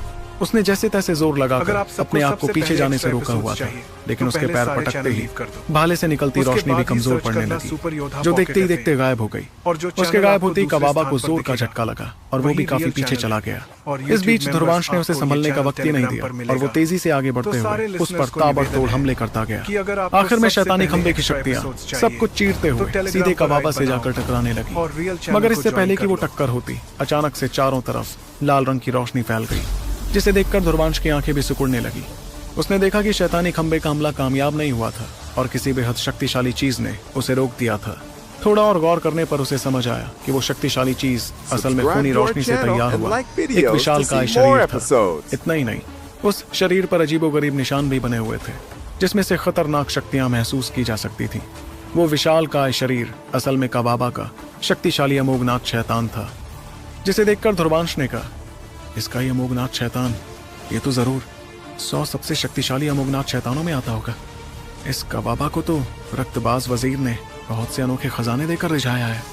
वैसे तो उस अमोघनाथ शैतान का रैंक काफी नीचे था, लेकिन था तो वो एक ताकतवर अमोघनाथ शैतान ही, इसलिए वो किसी भी मामूली अमोघनाथ शैतान से ज्यादा खतरनाक था। इस बीच कबाबा ने चिल्लाते हुए ध्रुवांश से कहा, तूने मुझे इतना मजबूर कर दिया कि मुझे अपना अमोघनाथ शैतान तक बाहर निकालना पड़ा। इससे एक बात तो साफ हो गई है कि तू बेहद काबिल है, मगर तेरी काबिलियत अब धरी की धरी रह जाएगी ध्रुवांश। उसकी आवाज में उसका गुस्सा साफ झलक रहा था। शुरू में तो उसे लगा था कि वो ध्रुवांश को बिना किसी मुश्किल के हरा देता, लेकिन ध्रुवांश के पास तो कबाबा की दूसरे पड़ाव की अमोघनाथ की शक्तियों का भी जवाब था। ऊपर से शैतानी खंबे ने तो कबाबा पर जोरदार दबाव भी बना दिया था, जिसके चलते उसे एक कदम उठाना पड़ा। इस बारे में सोचकर वो और ज्यादा नाराज होते हुए खुद से कहने लगा, अगर मैं आज इससे हार गया तो नक्काश दल में कभी कोई मुझे काबिल नहीं समझेगा, इसलिए इसे तो मैं खत्म करके रहूंगा। इस ख्याल के आते ही कबाबा ने जानलेवा इरादे के साथ इशारा करना शुरू किया, जिससे उसके अमोघनाथ शैतान ने जोरदार मुक्का शैतानी खंबे पर जड़ते हुए उसे उड़ाकर दूर फेंक दिया। तब ध्रुवांश भी हड़बड़ाते हुए पीछे जाने लगा और उसने तुरंत शैतानी खंबे को वापस अपने पास बुला लिया। फिर वो घूरते हुए खूनी अमोघनाथ शैतान को देखता गया, जिसके हमले शैतानी खंबे से भी ज्यादा खतरनाक हो गए थे। इस दौरान कबाबा की आंखों में तो गुरूर और जानलेवा चमक साफ दिख रही थी और उसने चिल्लाते हुए कहा, खूनी शैतान, खत्म कर दो इसे। उसके ऐसा कहते ही खूनी अमोघनाथ शैतान के हाथ बांस के पंजों में बदलने लगे, जिसके साथ उसने ध्रुवांश को दबोचना चाहा। उसके पंजों से आसमान भी लाल रंगता जा रहा था, बल्कि उस हमले के सामने एक पल के लिए ध्रुवांश भी सहम गया। दरअसल उस खूनी अमोघनाथ शैतान की एक और खासियत थी, और वो ये थी कि वो किसी भी इंसान के शरीर में बहते खून में हलचल मचा सकता था। लेकिन खुद को संभाल कर ध्रुवांश ने तुरंत अपना पैर जमीन पर पटका और अगले ही पल उसका शरीर चांदी के रंग का होने लगा। उसके बाद उसने काली बिजलियां निकालते हुए एक जोरदार मुक्का उस पंजे पर जड़ दिया। ध्रुवांश के उस मुक्के में सैकड़ों काली बिजलियां मौजूद थी, जो अमोघनाथ शैतान के उस खूनी पंजे पर वार कर रही थी। लेकिन कबाबा ने मुस्कुराते हुए तुरंत अपने हाथों की सील बदली, जिससे खूनी शैतान के शरीर से ढेर सारी लाल रोशनियां बाहर आती दिखी। ये रोशनियां देखते ही देखते बहुत सी परछाइयों में बदल गईं, जो हर दिशा से ध्रुवांश पर एक साथ हमला कर रही थी। इस अचानक हुए हमले को देखकर ध्रुवांश थोड़ा परेशान दिखा, जिसके बाद उसने अपना पैर पटकते हुए पीछे भागना शुरू किया। वहां से आती परछाइयों पर वो लगातार मुक्के जड़ता गया ताकि वो उनसे बच सके। लगातार हमले होते जा रहे थे और ऐसा लग रहा था जैसे ध्रुवांश पर होता परछाइयों का हमला कभी खत्म ही नहीं होने वाला था। इस तरह जो भी उस मुकाबले को देखता उसे ये समझ आ जाता कि वो मुश्किल में था। तब उसकी ऐसी हालत देखकर कबाबा ने चिल्लाते हुए कहा, कहाँ भागता फिर रहा है ध्रुवांश? वैसे भागेगा भी क्यों नहीं? आखिर तेरी हालत इस वक्त किसी ऐसे चूहे जैसी हो गई है जिसके पीछे शिकारी बिल्ली जो पड़ी हुई है। बहुत बड़ी बड़ी बातें कर रहा था ना पहले, अब क्यों चुप हो गया? ऐसा कहते हुए कबाबा ने अपने हमले और भी ज्यादा ताकतवर बना दिए, जिसके चलते ध्रुवांश को भी अपनी बचने की रफ्तार तेज करनी पड़ी। इतने में अपने हाथों की सील बदलकर कबाबा ने एक बेहद खतरनाक हमला तैयार करते हुए कहा, तुझे क्या लगता है कि तू मुझसे भागता रहेगा और मैं तेरा कुछ नहीं बिगाड़ पाऊंगा? अब देख मेरा अगला हमला, रक्तबाज घंटा, जो खूनी ताकतों से सब कुछ मिटा देगा। कबाबा की सील बदलते ही अचानक से आसमान में अंधेरा छाने लगा, मगर यह अंधेरा काला नहीं बल्कि गहरे लाल रंग का था। वो नजारा देखकर ऐसा लग रहा था जैसे सारा आसमान खून से रंग गया हो। इस बीच ध्रुवांश ने भी कुदरत में आते इस बदलाव को देखा और उसके चेहरे पर थोड़ी परेशानी नजर आने लगी। ऐसा इसलिए क्योंकि वो अजीबोगरीब शक्तियों की हलचल महसूस कर रहा था, जिससे उसे कुछ साफ हो गया था। तब उसने आ भरते हुए खुद से कहा, ये शायद कबाबा का अब तक का सबसे ताकतवर हमला होने वाला है। ध्रुवांश, लगता है वक्त आ ही गया। इतना कहकर उसने भी अपने हाथों की सील बदलनी शुरू की। इस बीच ध्रुवांश के आसपास की जगह पर खून जैसा लाल रंग छा गया था और अनगिनत परछाइयां उसकी तरफ बढ़ती जा रही थीं। कुछ ही पलों में ये परछाइयां उसके पूरे शरीर में लिपट गईं, जिसके चलते ध्रुवांश अब दिखाई भी नहीं दे रहा था। लोगों ने देखा कि किस तरह ध्रुवांश को जकड़ी परछाइयां एक बड़े खूनी घंटे में बदलने लगी, जिसमें से लोगों की दर्दनाक चीखें सुनाई दे रही थीं। उस खूंखार घंटे को देखकर सभी के रोंगटे खड़े हो गए और हर किसी ने मान लिया कि ध्रुवांश अब वो मुकाबला जीत ही नहीं सकता था। इस दौरान रक्तबाज वजीर के चेहरे पर भी हल्की मुस्कुराहट नजर आने लगी और उसकी आंखों में किसी खतरनाक शिकारी जैसी चमक थी। इस चमक के साथ ही उसने धीमी आवाज में कहा, मैं भी देखता हूँ कि इस लड़के को खोने के बाद अमर पक्षी गुट कैसे इस दल में सही सलामत रहता है। दूसरी तरफ कबाबा ने तो चिल्लाकर खूनी घंटे को तबाह करना शुरू कर दिया। खूनी घंटा धमाका! वो बड़ा सा घंटा जिसके अंदर ध्रुवांश कैद था सबके सामने चमकने लगा, जिससे समझ आने लगा कि वो कुछ ही पलों में तबाह होने वाला था। मगर ये तबाही ध्रुवांश को भी अपने साथ तबाह कर देती, और जैसी कि सभी को उम्मीद थी, वो खूनी घंटा बड़ा होते हुए तबाह हो गया, जिससे निकलती खूनी शक्तियां चारों तरफ फैलने लगी। बल्कि जिस सुनहरे मंच पर वो योद्धा खड़े थे वो भी पूरी तरह खून से रंग चुका था। इस बीच रीजा और लीजा के चेहरों पर भी अजीब सा खौफ नजर आने लगा था। सिर्फ वही नहीं, बल्कि उनके पीछे खड़े अमर पक्षी फौज के सभी योद्धा भी घबराहट भरी निगाहों से मंच को देखते गए। सिर्फ पक्षिका ही थी जो अभी तक शांत थी। दूसरी तरफ चारों तरफ खूनी शक्तियां फैल चुकी थी। वहां कुछ ही पलों में सब कुछ गायब हो गया। इस बीच कबाबा के चेहरे की बेनतहा खुशी और गुरूर एक झटके में गायब हो गए, जैसे उसे कोई सांप सूंघ गया हो। उसके चेहरे की बदलती रंगत देखकर हर कोई हैरत भरी निगाहों से देखने लगा कि कैसे खूनी शक्तियों के गायब होने के बाद एक विशालकाय शरीर नजर आने लगा। वो शरीर सूरज की तरह चौंधियाती चमक से जगमगा रहा था। उसके शरीर से जब चेतना शक्तियां निकलने लगी तो हर कोई दबाव महसूस करने लगा। आसमान में मौजूद तीनों बादशाहों ने भी जब वो खतरनाक दबाव महसूस किया तो उनकी आंखों में भी हैरानी नजर आने लगी। उस शरीर की जगमगाहट से चारों तरफ छाया अंधेरा एक झटके में गायब हो गया। इस बीच वो रोंगटे खड़े कर देने वाला अमोघनाथ शैतान चलकर आगे आने लगा। अनगिनत लोग उस शैतान को देखकर बात करने लगे, क्या ये ध्रुवांश का अमोघनाथ शैतान है? लेकिन ये इतना ज्यादा ताकतवर कैसे हो सकता है? तभी गिद्ध बादशाह ने भी कुछ समझते हुए कहा, ये अमोघनाथ शैतान जरूर सबसे शक्तिशाली अमोघनाथ शैतानों में से एक है। इस बीच आवाम बादशाह के चेहरे पर हल्की परेशानी दिख रही थी। वो देख रहे थे कि कैसे नींद बादशाह ने तब अपनी आंखें नहीं खोली थी जब कबाबा का अमोघनाथ शैतान तैयार हुआ था, पर उनकी आंखें इस वक्त खुल गई थीं जब ध्रुवांश का अमोघनाथ शैतान तैयार हुआ था। इससे साफ हो गया कि नींद बादशाह की नजर में ध्रुवांश का अमोघनाथ शैतान ज्यादा ताकतवर था। वहीं आवाम बादशाह के चेहरे की परेशानी देखकर गिद्ध बादशाह मुस्कुराने लगे, मगर मुकाबला लड़ते कबाबा के चेहरे का रंग तो पूरी तरह बदल गया था। जब उसने उस रहस्यमय अमोघनाथ शैतान को देखा, वो अपनी आंखों पर यकीन ही नहीं कर पा रहा था कि उसके सामने दिखता अमोघनाथ शैतान कितना ज्यादा ताकतवर था। इस बात के चलते उसने हड़बड़ाते हुए कहा, ये कैसे हो सकता है? इसे ये अमोघनाथ शैतान जरूर दीदी नहीं दिया होगा। उन्होंने कभी मुझे भी इतना बेशकीमती तोहफा नहीं दिया, मगर इस लड़के को दे दिया। ठीक है, मैं भी आज उन्हें दिखाकर रहूंगा कि चाहे इसके पास कितने भी खास पैतरे क्यों ना हो, ये मुझसे जीत ही नहीं पाएगा। कबाबा की आंखों में जलन साफ झलक रही थी, जिसके साथ उसने चिल्लाते हुए ध्रुवांश से कहा, ये अमोघनाथ शैतान भी मेरा कुछ नहीं बिगाड़ सकता ध्रुवांश। एक झटके में उसने अपने शरीर से ढेर सारी खूनी शक्तियां निकालकर खूनी शैतान में भरनी शुरू कर दी, जिसकी ताकत बढ़ने लगी। देखते ही देखते अमोघनाथ शैतान के हाथों में खूनी तलवार तैयार होने लगी, जो सैकड़ों फुट बड़ी थी। उस तलवार से खून लगातार बहता गया, जबकि ध्रुवांश का अमोघनाथ शैतान, जो उसने सूर्य ऊर्जा अमर शरीर से तैयार किया था, तेजी से आगे बढ़ने लगा, बिना किसी डर के खूनी शैतान से टकराने के लिए। मगर इससे पहले कि वो तलवार उस अमोघनाथ शैतान का कुछ बिगाड़ पाती, उससे पहले ही अमोघनाथ शैतान के हाथ ने उस तलवार को हवा में ही पकड़ लिया। उस सूरज की चौंधियाती रोशनी के सामने वो खूनी तलवार देखते ही देखते पिघलने लगी। अनगिनत लोग ये नजारा देख रहे थे और हंगामा मचाने लगे, क्योंकि कबाबा का इतना ताकतवर हमला ध्रुवांश के अमोघनाथ शैतान ने इतनी आसानी से नाकाम कर दिया। अगर आप सबको खुद कबाबा भी इस बात पर यकीन नहीं कर पा रहा था, पर ध्रुवांश के अमोघनाथ शैतान की आंखों में एक अजीब सी चमक दिखी, जिसने अपनी मुट्ठियां बंद करते हुए खूनी शैतान पर जोरदार मुक्का जड़ दिया। वो बेरहम हमला खूनी शैतान से टकराया, जिसके हाथ भी सामने आ गए थे, लेकिन हमलों की टक्कर से वो विशालकाय खूनी शैतान उड़ते हुए बहुत पीछे जा गिरा। उसके गिरने पर वो बड़ा सा मंच कांपने लगा, जिसके साथ ही उसमें ढेर सारी दरारें भी नजर आने लगी। इस बीच कबाबा के चेहरे पर और ज्यादा नाराजगी दिखी, क्योंकि वो ध्रुवांश से हारना नहीं चाहता था। इसलिए वो हड़बड़ा कर खड़ा हुआ और खून जैसी लाल आंखों के साथ उसने अपनी सारी चेतना शक्तियां बाहर निकालनी शुरू कर दी। इस बीच उसका अपना खून भी इन शक्तियों में शामिल था, जिससे वो शक्तियां चमकने लगी। उसके ऐसा करते ही अमोघनाथ शैतान दोबारा खड़ा हुआ, और इस बार उसके शरीर पर खून से बने नुकीले कांटे नजर आने लगे। इन कांटों से उसके शरीर की मजबूती तो बढ़ी गई थी, मगर उस शैतान की ताकत भी काफी बढ़ गई थी। खुद सुकांत और जोराब भी एक दूसरे को देखने लगे, जिसके साथ उन्होंने कहा, ये लड़का कबाबा पागल हो गया है क्या? वो देख रहे थे कि कैसे ध्रुवांश को खत्म करने के लिए कबाबा ने अपने शरीर का बहुत सारा खून तक इस्तेमाल कर दिया था। ऐसे में भले ही वो जीत जाता, फिर भी उसे ठीक होने में आधा साल तो लग ही जाता। इतनी बड़ी कीमत चुकाने के बाद जीत का मतलब ही क्या होता? पर कबाबा तो इस वक्त अपनी समझ पूरी तरह खो चुका था। इस बीच अमर पक्षी गुट में मौजूद लोगों ने भी अपनी मुट्ठियां कसते हुए वो नजारा देखा। पक्षिका भी इस वक्त खुद को तैयार कर चुकी थी कि अगर ध्रुवांश जानलेवा हालात में पहुंचता तो वो बीच में आकर उसे बचा लेती।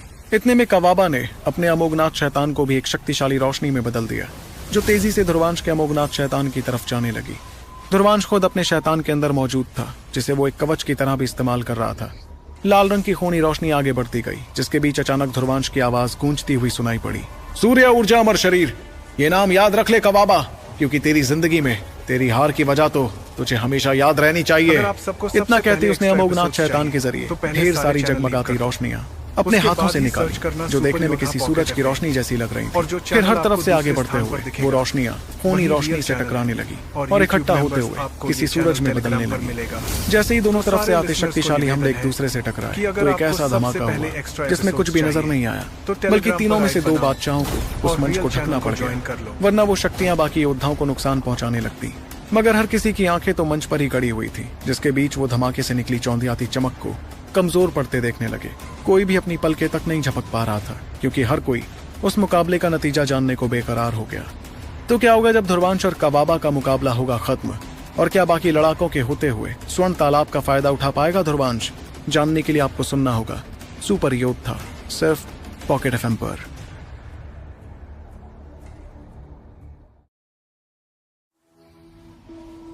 लाल रंग की रोशनी और सूरज की किरणें एक दूसरे से टकरा रही थीं, जिससे एक जोरदार धमाका हुआ। वो दोनों ही रोशनियां एक दूसरे को मिटाने में लगी थी, जिससे आयाम में भी दरारें पड़ती नजर आने लगी।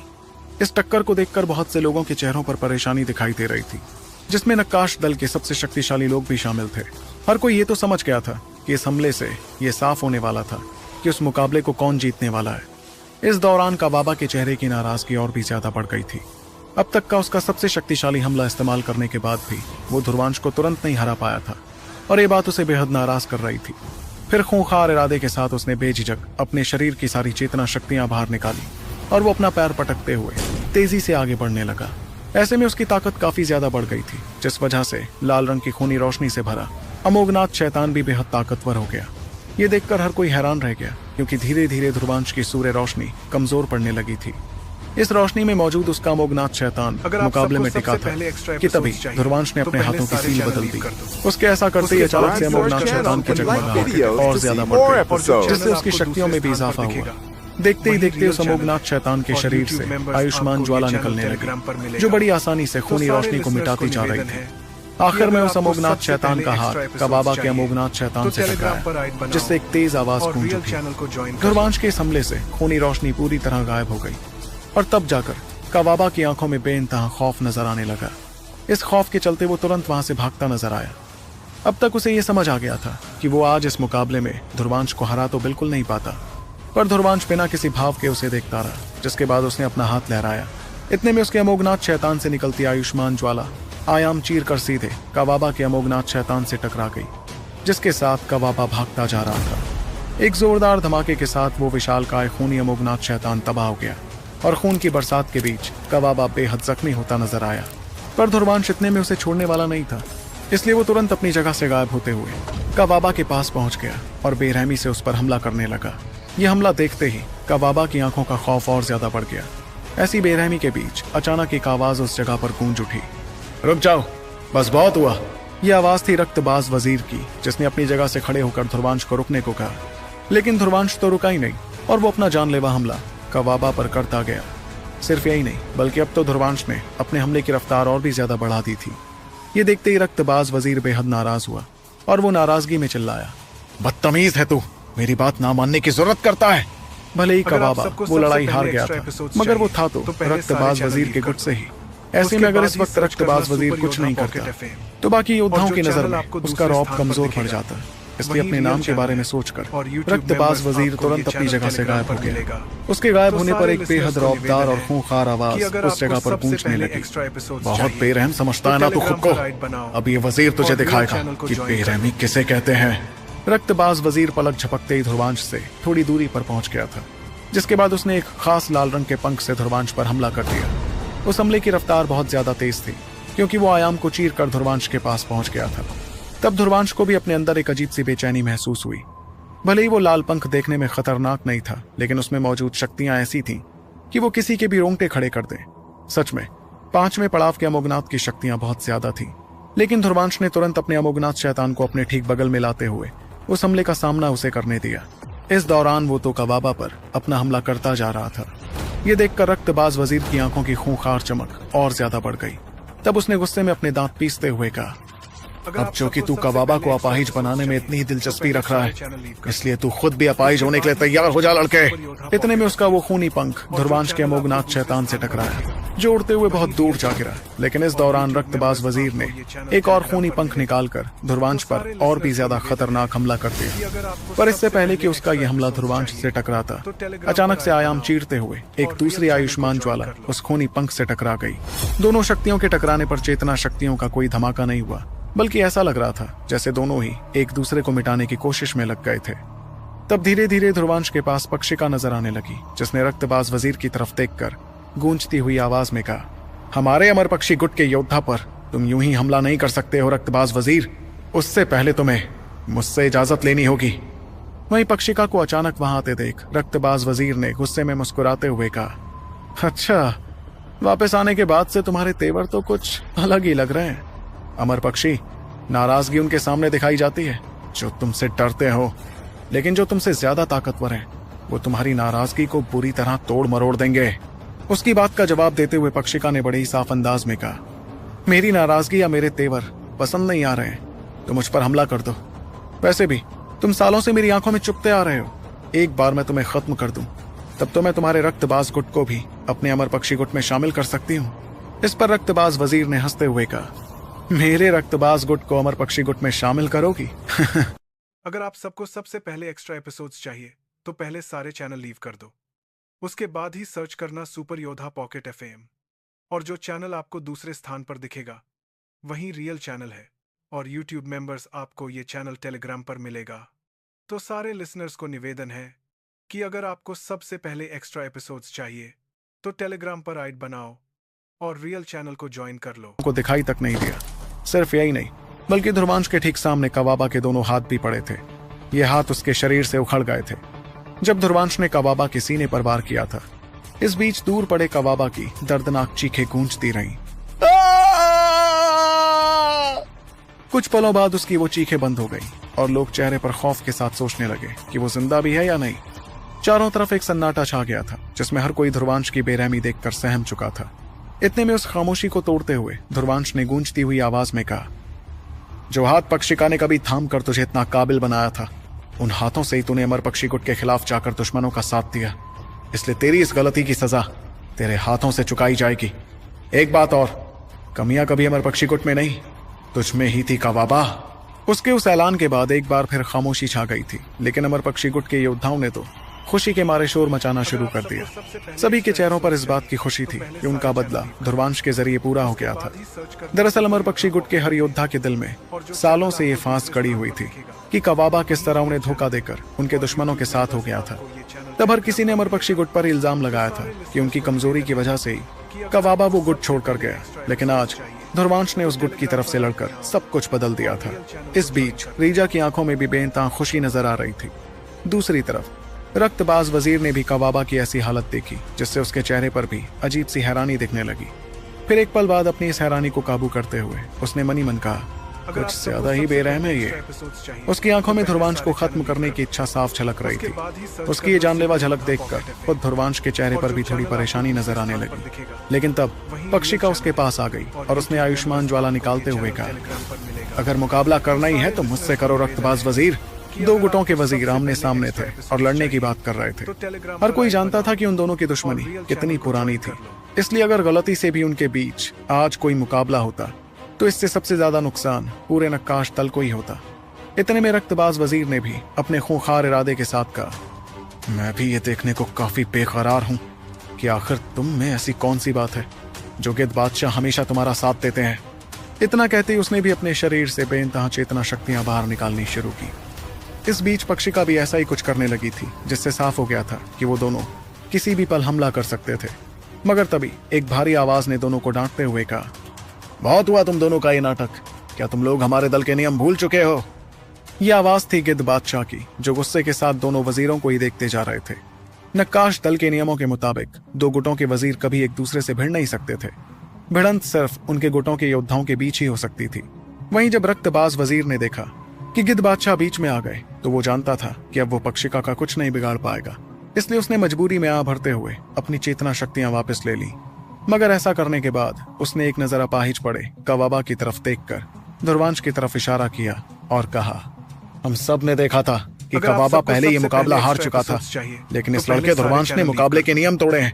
एक हारे हुए योद्धा को इस तरह बेरहमी से अपाहिज बनाकर मेरे ख्याल से हमें इसे इस प्रतियोगिता और इस दल से बाहर कर देना चाहिए। इस पर पक्षिका ने हंसते हुए कहा, मेरे दोस्त रक्तबाज वजीर की चाहते तो कमाल है, पर शायद वो इस प्रतियोगिता के नियम भूल रहा है। पहली बात तो ये कि इस प्रतियोगिता में नियम ना के बराबर होते हैं, और दूसरी बात ये कि कवाबा जब तक खुद नहीं कहता कि वो ये मुकाबला हार चुका है, तब तक ध्रुवांश को ये मुकाबला खत्म करने की कोई जरूरत नहीं थी।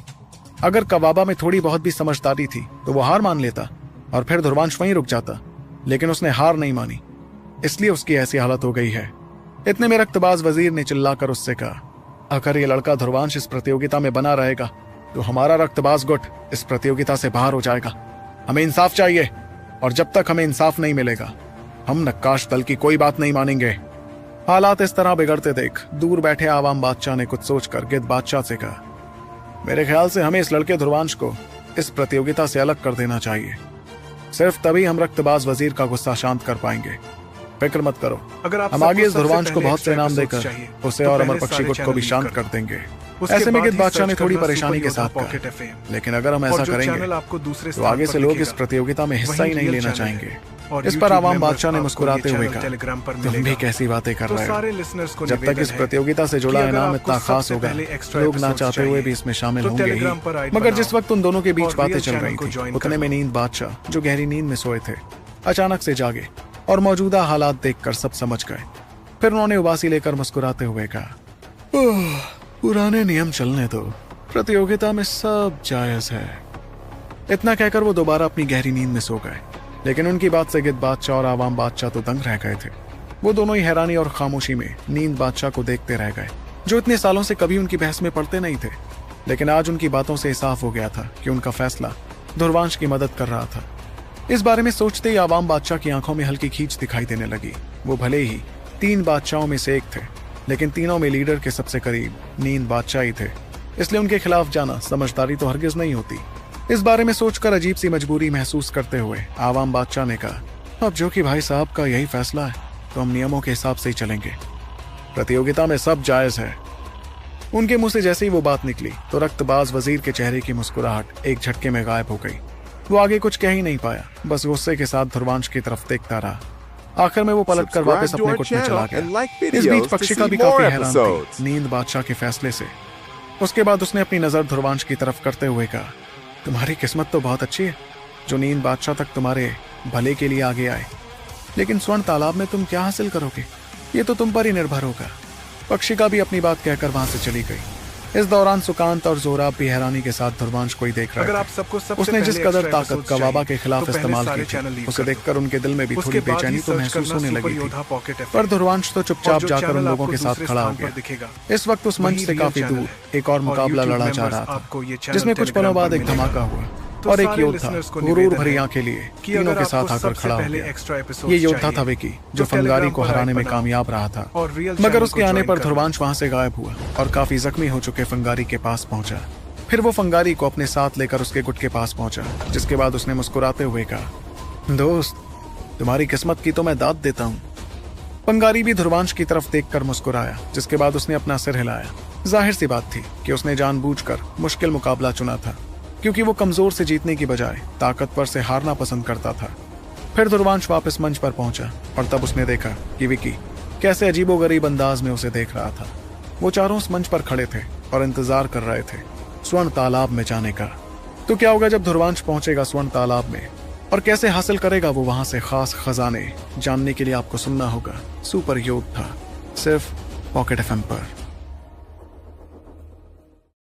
अगर आप सबको सबसे पहले एक्स्ट्रा एपिसोड्स चाहिए तो पहले सारे चैनल लीव कर दो, उसके बाद ही सर्च करना सुपर योद्धा पॉकेट एफएम, और जो चैनल आपको दूसरे स्थान पर दिखेगा वही रियल चैनल है। और यूट्यूब मेंबर्स आपको ये चैनल टेलीग्राम पर मिलेगा। तो सारे लिसनर्स को निवेदन है कि अगर आपको सबसे पहले एक्स्ट्रा एपिसोड्स चाहिए तो टेलीग्राम पर आइड बनाओ और रियल चैनल को ज्वाइन कर लो। प्रतियोगिता में सबसे आगे जाने के लिए 4 योद्धाओं का चुनाव हो गया था। उसमें से 3 लड़ाकों की आगे बढ़ने की उम्मीद तो हर किसी को थी, मगर ध्रुवांश का 4 सबसे ताकतवर लड़ाकों में शामिल होना सभी के लिए हैरान कर देने वाली बात थी। गिद्ध बादशाह ने अपना हाथ लहराया, जिससे सुनहरी रोशनी मंच पर खड़े 4 योद्धाओं पर पड़ने लगी। ऐसा करते हुए उन्होंने अपनी भारी भरकम आवाज में कहा, स्वर्ण तालाब में जाने के लिए तुम 4 लोगों का चयन हो चुका है। अब सुनहरा पत्थर हासिल करो ताकि तुम स्वर्ण तालाब में जा सको। एक बात और, आज से नक्काश दल के अव्वल लड़ाके तुम 4 ही कहलाओगे। उन 4 पर जो सुनहरी रोशनी पड़ रही थी वो देखते ही देखते एक सुनहरे पत्थर में बदल गई, जो इन योद्धाओं के हाथों में आ गया था। ध्रुवांश ने भी उस सुनहरे पत्थर पर गौर किया और तब उसे देखा कि पत्थर के अंदर सुनहरी शक्तियों से एक दिशा बनी थी। उस दिशा को देखते हुए ध्रुवांश ने सोचा, शायद इस दिशा में ही होगा स्वर्ण तालाब। इस बीच लोगों का शोर सुनाई देने लगा और हर कोई 4 सबसे अव्वल लड़ाकों को देखकर काफी खुश दिखने लगा। चाहे वो किसी भी गुट से क्यों ना आते थे, वो थे तो नक्काश दल का ही हिस्सा। इसलिए ऐसे ताकतवर नई पीढ़ी के योद्धा को अपने दल में देखकर हर योद्धा काफी खुश था। इतने में गिद्ध बादशाह ने अपनी नजर उनसे थोड़ी दूरी पर दिखती एक खास जगह की तरफ की, जहाँ सुनहरी रोशनी जगमगा रही थी। उस जगह को देखकर उन्होंने मुस्कुराते हुए कहा, अब तुम लोग वहाँ जा सकते हो। यही वो जगह है जहाँ तुम्हें मिलेगा स्वर्ण तालाब। उनकी बात सुनते ही 4 योद्धाओं की आंखों में चमक दिखाई देने लगी, जिसके बाद वो 4 रोशनियों में बदलकर स्वर्ण तालाब की दिशा में उड़ने लगे। आखिरकार वो तालाब उनके लिए खोल दिया गया था ताकि वो उसका भरपूर फायदा उठा सके। आगे बढ़ने के बाद वो 4 उस जगह पर पहुंच ही गए जो सुनहरी रोशनी से ढकी थी। नजरें घुमाने पर ध्रुवांश को सुनहरे पानी से जगमगाता इतना बड़ा तालाब दिखाई दिया, जिसे देखते ही उसका मुंह हैरानी में खुला का खुला रह गया। बीच बीच में उस पानी से सुनहरे बुलबुले भी उठते दिख रहे थे, जो देखने में बड़े खूबसूरत लग रहे थे। तब ध्रुवांश ने आ भरते हुए कहा, तो यही है वो खास स्वर्ण तालाब। इतने में सुकांत ने ध्रुवांश की तरफ देखकर उससे कहा, तुम नए हो इसलिए तुम्हें एक बात बताना चाहूंगा। स्वर्ण तालाब का पानी बहुत ही गाढ़ा और भारी होता है। इसका मतलब तुम इस तालाब की जितनी गहराई में जाते जाओगे, तुम पर उतना ही ज्यादा दबाव बढ़ता जाएगा। मेरी समझाइश रहेगी कि ज्यादा नीचे मत जाना, वरना तुम्हारा शरीर दबकर किसी तरबूजे की तरह फट जाएगा। बाकी किसे कौन सा खजाना मिलेगा ये तो हमारे नसीब पर ही निर्भर करता है। ध्रुवांश ने उसकी बात सुनी, जिसके बाद वो मुस्कुराने लगा। इतने में सुकांत ने बाकी तीनों को देखकर मुस्कुराते हुए कहा, चलो दोस्तों, देखते हैं कि इस बार कौन क्या खजाना हासिल कर पाता है। ये कहती वो रोशनी में बदल गया और सीधे स्वर्ण तालाब के अंदर चला गया। ताज्जुब की बात थी कि जब वो तालाब के अंदर गया तो तालाब का पानी छपाक से बाहर नहीं आया, बल्कि ये तो कुछ ऐसा था जैसे सुकांत गाढ़े लावा के अंदर चला गया। सुकांत के अंदर जाने के बाद जोहराब और विकी भी बेझिझक सीधे उस तालाब के अंदर चले गए। वहीं जब ध्रुवांश ने उन्हें तालाब में गायब होते हुए देखा तो उसने भी गहरी सांस लेकर उस तालाब के अंदर जाना शुरू कर दिया। उसने अपनी चेतना शक्तियां बाहर निकाल ली थी ताकि वो खुद को सुनहरे पानी के दबाव से बचा सके। आखिर में वो भी बाकियों की तरह तालाब के अंदर चला गया। तालाब में जाते ही ध्रुवांश ने देखा कि अंदर जगमगाती सुनहरी रोशनी हर दिशा में दिख रही थी। इतना ही नहीं, बल्कि उस पानी का दबाव कुछ ऐसा था जैसे ध्रुवांश किसी बड़ी चट्टान के नीचे आ गया हो। तब ध्रुवांश ने काली बिजली निकालकर उस दबाव को कम करने की कोशिश की। ऐसा करने के लिए उसे बिजली देव शरीर का पूरा इस्तेमाल करना पड़ा। इन बिजलियों की मदद से उसने तालाब के अंदर जाना शुरू कर दिया। इस दौरान कुछ सोचते हुए उसने कहा, सुकांत ने मुझे गहराई में जाने से मना किया है, मगर एक बात तो साफ है कि सबसे खास खजाने जरूर इस तालाब की गहराई में ही मुझे मिलेंगे। ये सोचकर वो सीधे नीचे जाता गया और महसूस करता गया कि कैसे उसके शरीर पर पड़ता दबाव बढ़ता जा रहा था। और वो जैसे जैसे नीचे जा रहा था, बढ़ते दबाव की वजह से काली बिजलियां कमजोर पड़ने लगी थी। इस वजह से अब उसे अजीब सा दर्द अपने शरीर में महसूस होने लगा था। शरीर में इतना दर्द महसूस कर उसने कहा, ये दबाव तो किसी चट्टान जैसा नहीं बल्कि पहाड़ के नीचे आने जैसा है। स्वर्ण तालाब वाकई अटपटा है। लगता है कि मुझे और नीचे जाने के लिए अमोघनाथ शैतान की जरूरत पड़ेगी। जाहिर सी बात थी कि उससे और नीचे महज अपनी शक्तियों के बल पर तो जाते नहीं बन रहा था। इसलिए उसने तुरंत अपने हाथों की सील बदलते हुए बेइंतहा चेतना शक्तियों के साथ अमोघनाथ शैतान बाहर निकाला। फिर वो उस शैतान को किसी कवच की तरह इस्तेमाल करते हुए उसके अंदर चला गया और फिर दोबारा नीचे जाने लगा। सूर्य ऊर्जा और शरीर की मदद से उसने जो अमोघनाथ शैतान बनाया था उसकी मजबूती बहुत ज्यादा थी, जिस वजह से उस पर ज्यादा दबाव नहीं पड़ रहा था। ज्यादा से ज्यादा रफ्तार का इस्तेमाल कर ध्रुवांश काफी नीचे चला गया। तकरीबन 800 फुट नीचे जाने के बाद वो धीरे धीरे रुकने लगा, क्योंकि अब अमोघनाथ शैतान के अंदर होने के बाद भी उसे दबाव की वजह से काफी दर्द महसूस होने लगा था। तब ध्रुवांश ने आसपास नजरें घुमाई और कुछ सोचते हुए कहा, इस जगह का इतना ज्यादा दबाव तो जरूर यहाँ की घनी शक्तियों की वजह से होगा। इसका मतलब अगर मैं यहाँ ट्रेनिंग करूं तो इस अमोघनाथ शैतान को इससे काफी फायदा होगा। तो चलो शुरू करते हैं ये शक्तियां सोखना। वो अमोघनाथ शैतान के अंदर बैठे बैठे अपने हाथों की सील बदलने लगा और उसका वो अमोघनाथ शैतान भी हूबहू वैसी सील बनाने लगा। इस दौरान उस शैतान का शरीर भी सूरज की तरह चौंधियाती चमक से भर गया, जिससे तालाब के उस हिस्से में अजीब सी हलचल मचने लगी। आसपास की सारी शक्तियां देखते ही देखते उस शैतान के शरीर में जाकर उसे मजबूत और ताकतवर बनाने लगी। इस दौरान तालाब से थोड़ी दूरी पर मौजूद तीनों बादशाह तालाब को देखते जा रहे थे। वो लोग उसके अंदर होती हलचल को अच्छी तरह समझ पा रहे थे, जो असल में चारों योद्धाओं को दिए गए सुनहरे पत्थरों की वजह से थी। इतने में गिद्ध बादशाह ने तालाब की तरफ देखकर मुस्कुराते हुए कहा, इतनी जल्दी अव्वल लड़ा के 500 से 1000 फुट नीचे चले गए हैं, ये तो कमाल है। मगर उनके बगल में नींद बादशाह की आंखें एक पल के लिए खुली, जिसके बाद उन्होंने धीमी आवाज में कहा, ऐसा लगता है कि इस बार भी कोई सबसे खास खजाना हासिल नहीं कर पाएगा, यानी स्वर्णिम शैतान। उनकी इस बात पर गिद्ध बादशाह और आवाम बादशाह भी मजबूरी में मुस्कुराने लगे। जाहिर सी बात थी कि उस तालाब का सबसे अनोखा खजाना तालाब के सबसे गहरे हिस्से में था, जिसमें योद्धाओं का जाना थोड़ा नामुमकिन था। फिर भी गिद्ध बादशाह ने आ भरते हुए कहा, कोई बात नहीं भाई साहब, अभी तो ये लोग अंदर गए ही हैं, आगे आगे देखते हैं क्या होता है, क्या पता शायद इस बार कोई चमत्कार कर जाए। इतने में आवाम बादशाह ने नींद बादशाह की तरफ देखकर पूछा, वैसे भाई साहब क्या लीडर ने कोई संदेशा भेजा है? अब तो वक्त हो गया है ना? इस पर नींद बादशाह ने बड़े ही आराम से जवाब दिया, आवाम बादशाह, लीडर जरूर बाहर आएंगे जब उनके बाहर आने की जरूरत होगी, तुम फिक्र मत करो। उनके इस जवाब पर आवाम बादशाह मुस्कुराने के सिवा और कुछ नहीं कर पाए। इस दौरान तीनों बादशाहों ने वापस अपना ध्यान स्वर्ण तालाब की तरफ कर दिया, ताकि वो देख सके कि आगे क्या होने वाला था।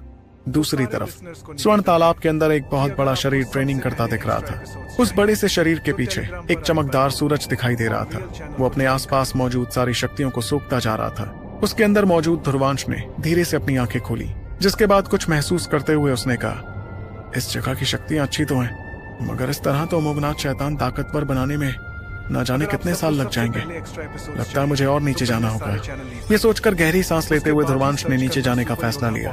फिर वो अमोघनाथ शैतान को भी हिलाकर सीधा नीचे जाने लगा। 10 मिनट के अंदर अंदर वो और बहुत नीचे चला गया, जो असल में तालाब की सतह से 1200 फुट नीचे का हिस्सा था। अब उसे आगे बढ़ते वक्त कई गुना ज्यादा दबाव महसूस होने लगा था। थोड़ा और आगे बढ़ते हुए वो 1500 फुट नीचे चला गया।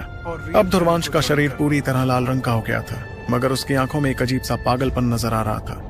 वो फिर भी रुका नहीं और जैसे तैसे उस दबाव और दर्द को झेलते हुए आगे बढ़ने लगा। इस तरह वो एक ऐसे हिस्से में पहुंचा जहां बेहिसाब दबाव की वजह से 10 फुट नीचे जाना भी बेहद मुश्किल हो रहा था। अब तो उसे लगने लगा जैसे वो किसी दलदल में पहुंच गया था, जिसमें जाकर वो अपनी जगह से हिल भी नहीं पाया। पिछले आधे घंटे में ध्रुवांश 100 फुट भी नीचे नहीं जा पाया था, मगर उसने हार नहीं मानी और अपने शरीर से बहते खून को देखकर वो आगे बढ़ता रहा। इस बीच तालाब के बाहर हर किसी की नजर उस तालाब पर ही टिकी थी। तीनों बादशाहों के चेहरों पर अभी भी किसी तरह की हैरानी नहीं थी, क्योंकि उन्होंने हर बार योद्धाओं को काफी नीचे जाते हुए देखा था, मगर ऐसा कोई योद्धा नहीं हुआ था जो कोई बेहद खास खजाना हासिल कर पाया हो या फिर अपने अमोघनाथ शैतान को स्वर्णिम शैतान बना पाया हो।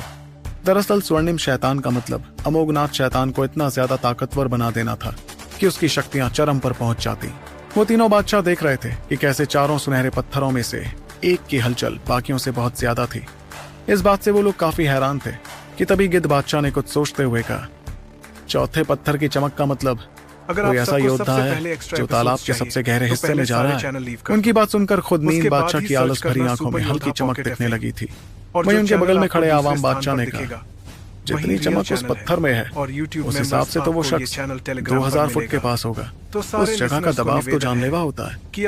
आखिर ये लड़का है कौन जो ऐसा जोखिम उठाने की हिम्मत कर रहा है? इतने में नींद बादशाह ने हल्की मुस्कुराहट के साथ कहा, बहुत वक्त हो गया ऐसी पागलपन भरी कोशिश देखकर। चलो देखते हैं क्या ये शख्स हमें हैरान करने में कामयाब होता है। इसी तरह वक्त गुजरता गया और आधे घंटे बाद उस चौथे पत्थर की चमक इतनी ज्यादा बढ़ गई कि तीनों बादशाहों के चेहरों पर भी हैरानी और फिक्र दिखने लगी। कुछ पलों बाद तालाब में से एक जोरदार धमाका सुनाई पड़ा, जिसे सुनकर हर कोई घबराने लगा। लेकिन तब नींद बादशाह ने आ भरते हुए धीमी आवाज में कहा, उस शख्स का पत्थर और दबाव नहीं झेल पा रहा है, इसलिए शक्तियों के धमाके कर रहा है। यानी वो शख्स जो कोई भी है 2000 फुट नीचे पहुंच चुका है। इस दौरान तालाब की उस गहराई में वो विशालकाय अमोघनाथ शैतान मौजूद था, जिसके शरीर के अंदर ध्रुवांश मौजूद था। उसके शरीर पर सूख चुका खून मौजूद था, जो 2000 फुट नीचे महसूस होते दबाव की वजह से था। अगर उसका शरीर बेहद मजबूत नहीं होता तो शायद अब तक तो वो किसी तरबूज की तरह दबकर तबाह हो चुका होता। मगर जिंदा रहने के बावजूद उसे इस वक्त एक ऐसा दर्द महसूस हो रहा था जैसे शायद उस दर्द से बेहतर तो मौत ही होती। मगर वो अपने दांत पीसते हुए उस दर्द को झेलता गया। वो जैसे तैसे अपने हाथों की सील बदलता जा रहा था और अमोघनाथ शैतान को ताकतवर बनाता जा रहा था। अब उस अमोघनाथ शैतान के शरीर पर सांप जैसी दिखने वाली 8 लकीरें नजर आने लगी थी। देखते ही देखते वो शरीर ताकतवर होता गया और ध्रुवांश ने सांप जैसी लकीरों में से एक को बदलते देख सोचा, ये लकीर बाकी लकीरों से अलग क्यों हो रही है? इसमें इस बदलाव का मतलब क्या है? कहीं ऐसा तो नहीं कि स्वर्णिम शैतान लेवल तक पहुंचने के लिए इन सभी सांप जैसी लकीरों को बदलना होगा? ठीक है, फिर तो जितनी शक्तियां सोख सकते हैं सोख लेते हैं। इस ख्याल के साथ ही उसके चेहरे पर पागलपन भरी हंसी दिखाई देने लगी और वो तेजी से अपने अमोघनाथ शैतान में आसपास की शक्तियां खींचता गया। इस तरह 3 दिन गुजर गए और ध्रुवांश ने देखा कि 8 सांप पहले के मुकाबले काफी ज्यादा बदल चुके थे। ये देखकर वो बहुत खुश हुआ, लेकिन तभी उसे समझ आया कि अमोघनाथ शैतान का शरीर किसी भट्टी जैसा गर्म होने लगा। इस गर्माहट को महसूस करते ही ध्रुवांश ने कहा, अरे बाप रे, इस गर्माहट में तो ये शैतान पिघलने लगा है। अगर ये पिघल गया तो मैं भी पिघल जाऊंगा। आखिर मैं इसे पिघलने से कैसे रोकूं? इन लकीरों के बदलने पर तो मेरे लिए मुश्किल खड़ी हो गई। उसे कुछ समझ ही नहीं आ रहा था कि वो क्या करे। उसे ऐसा लगने लगा जैसे कुछ ही देर में वो जलकर राख में बदल जाएगा। पसीने से तरबतर ध्रुवांश ने अपने शरीर पर सूख चुके खून को भी वापस तरल में बदलते देखा।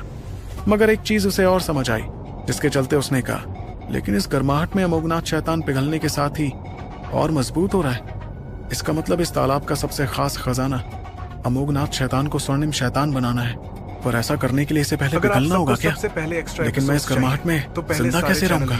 वो इस दर्द से बचने का तरीका सोच ही रहा था कि अचानक वो गर्माहट थमने लगी और ध्रुवांश के चेहरे पर हैरानी नजर आने लगी। दरअसल इस वक्त तालाब के सबसे गहरे हिस्से से एक अजीबोगरीब सुनहरी रोशनी ऊपर आ रही थी, जिसे देखकर ध्रुवांश एक पल के लिए अपना सारा दर्द भूल ही गया। फिर चेहरे पर हैरानी के साथ उसने उस जगह पर गौर करते हुए कहा, उस जगह पर तो एक मंच दिख रहा है, लेकिन तालाब के सबसे गहरे हिस्से में आखिर कौन पहुंच गया? कहीं ये सुकांत तो नहीं?